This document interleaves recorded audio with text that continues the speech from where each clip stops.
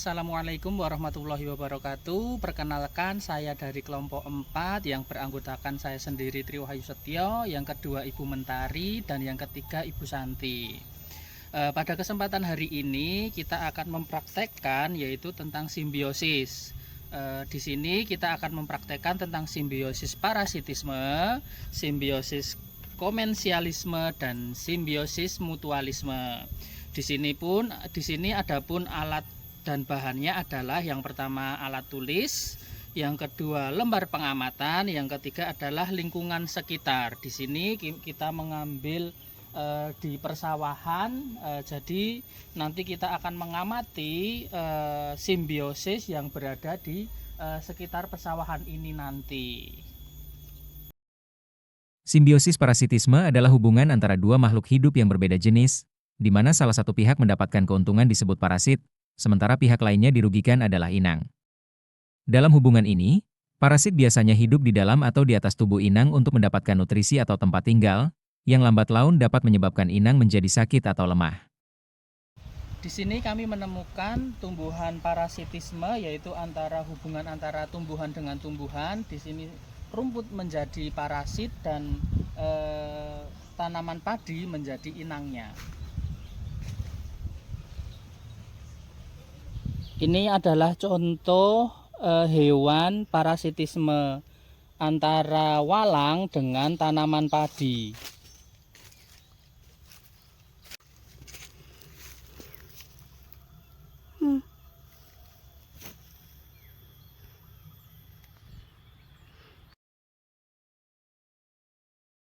Kutu mendapatkan tempat tinggal yang hangat di antara bulu kucing dan sumber makanan tetap berupa darah. Nutrisi dari darah kucing digunakan kutu untuk bertahan hidup dan bereproduksi atau bertelur. Kutu hidup makmur dengan mencuri nutrisi dari kucing, sementara kucing menderita secara fisik dan kesehatan akibat kehadiran kutu tersebut. Simbiosis komensalisme adalah interaksi antara dua makhluk hidup yang berbeda jenis, di mana salah satu pihak mendapatkan keuntungan, sedangkan pihak lainnya tidak dirugikan dan tidak diuntungkan atau bersifat netral. Sederhananya, satu pihak merasa terbantu, sementara pihak lainnya merasa biasa saja karena kehadirannya tidak mengganggu maupun membantu. Berikut kami menemukan contoh tanaman simbiosis komensialisme, yaitu antara tumbuhan dengan tumbuhan, yaitu tumbuhan bunga anggrek dengan pohon mangga.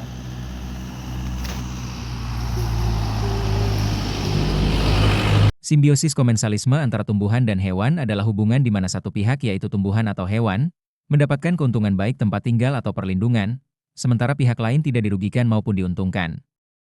Contoh utamanya adalah katak yang menggunakan pohon untuk berlindung dan burung yang bersarang di dahan. Katak menggunakan pohon, daun atau dahan, sebagai tempat berlindung dari predator dan tempat berteduh dari panas atau hujan, tanpa merusak pohon tersebut.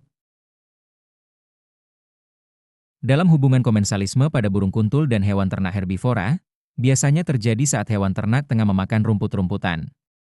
Burung kuntul yang merupakan hewan pemakan serangga, sedangkan hewan ternak herbivora merupakan hewan yang memakan tumbuh-tumbuhan. Adanya hewan ternak yang sedan memakan rerumputan akan turut menggerakkan para serangga, sehingga burung kuntul dapat memangsa serangga-serangga yang keluar dari rumput-rumput tersebut.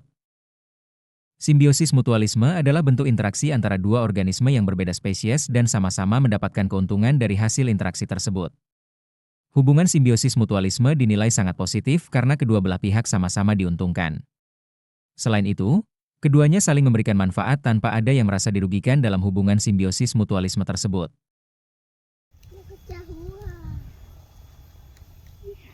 Simbiosis mutualisme antara kupu-kupu dengan tanaman padi.